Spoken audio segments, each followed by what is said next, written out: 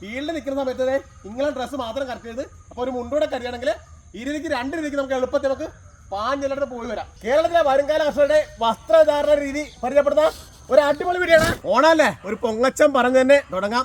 എനിക്ക് ഒരുപാട് ഡ്രസ്സുകളുണ്ട് കേട്ടോ. പാൻറ്റുണ്ട്, ഷർട്ടുണ്ട്, മുണ്ടുണ്ട്, എല്ലാം ഉണ്ട്. പക്ഷേ എന്നെ കൂടുതലും സമയത്ത് കണ്ടിരിക്കുന്നത് ഇങ്ങനെയുള്ള നിക്കറും ബനിയനും ഇട്ടിട്ടാണ്. എൻ്റെ ജീവിതത്തിലെ ഒരു 50% സമയം ഇതിട്ടിട്ടാണ് നമ്മൾ നടക്കുന്നത്. രണ്ടാമത് മുണ്ടാണ്. മൂന്നാമത് വരുന്നത് പാൻറ്, ഷർട്ടും, മുണ്ടൊക്കെയാണ്. അപ്പോൾ ഇതൊക്കെയാണ് നമ്മുടെ ഡ്രസ്സിങ് കോഡുകളെ.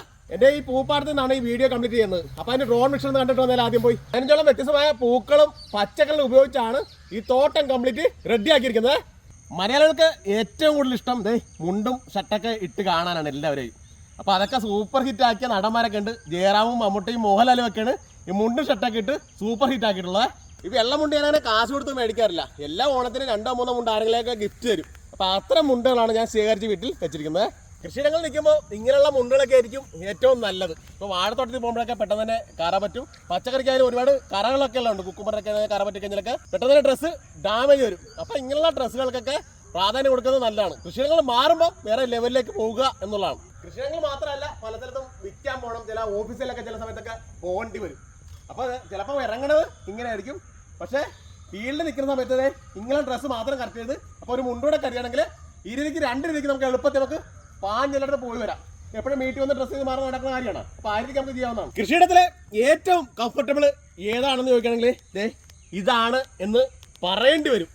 ഇപ്പോൾ എന്ന് വെച്ചാൽ ഒരുപാട് പേര് ഇപ്പോൾ ഇതൊക്കെ ഇടാൻ ആദ്യം ഒന്ന് മടിയുണ്ടാവും. പിന്നെ ഒന്ന് ഇട്ട് ശീലിച്ചാലുണ്ടല്ലോ. അപ്പോൾ ഇത് വളരെ എളുപ്പത്തിൽ നമുക്ക് ചെയ്യാം. മറ്റേ മുണ്ടാകുമ്പോൾ ഇടയ്ക്ക് ഉരിഞ്ഞു പോകും. ഇതാകുമ്പോൾ ഒന്നും പേടിക്കണ്ട, ഇട്ടതാ.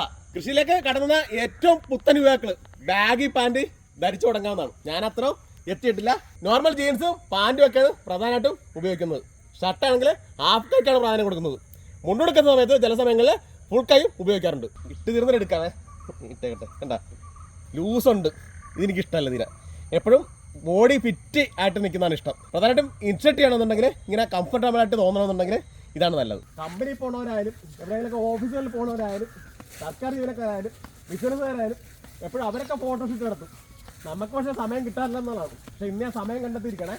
കൃഷിയിലേക്ക് വരുന്ന സമയത്തും വരുമാനം കിട്ടി തുടങ്ങിയ സമയത്ത് നമ്മുടെ ഡ്രസ്സിങ് സ്റ്റൈൽ എപ്പോഴും മാറ്റിക്കൊണ്ടേ ഇരിക്കണം.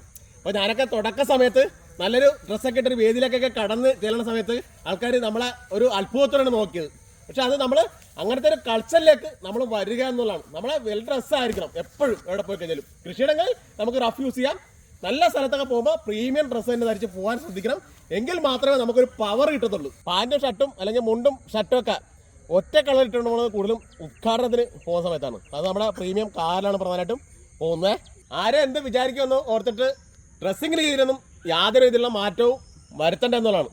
ഇപ്പം മാസികളിലൊക്കെ ആയാലും ഒരു കൃഷിക്കാരൻ്റെ പടം വരുന്നത് ഇപ്പോഴും ഈ ഒരു കാലഘട്ടത്തിലും ഷർട്ടും മുണ്ടും ഉള്ള ഒരു പാളത്തൊപ്പിയൊക്കെ വെച്ച പടങ്ങളാണ് ഇപ്പോഴും കൂടുതലും വരുന്നത്. ആ ശൈലിയൊക്കെ മാറ്റണം. സിനിമാടന്മാർ നിൽക്കുന്ന അതേ ഫ്രെയിമിലുള്ള പടങ്ങളായിരിക്കണം മാസികൾ ഉൾപ്പെടെ വരേണ്ടത്. അപ്പോൾ അതുകൊണ്ടാണ് ഞാൻ ഈ ഒരു കൺസെപ്റ്റ് ഇന്ന് വർത്തമാനം പറയുന്നത്. നമുക്ക് ജീവിതം വളരെ ഷോർട്ട് ടൈമാണ്. നന്നായിട്ട് ആസ്വദിക്കുക.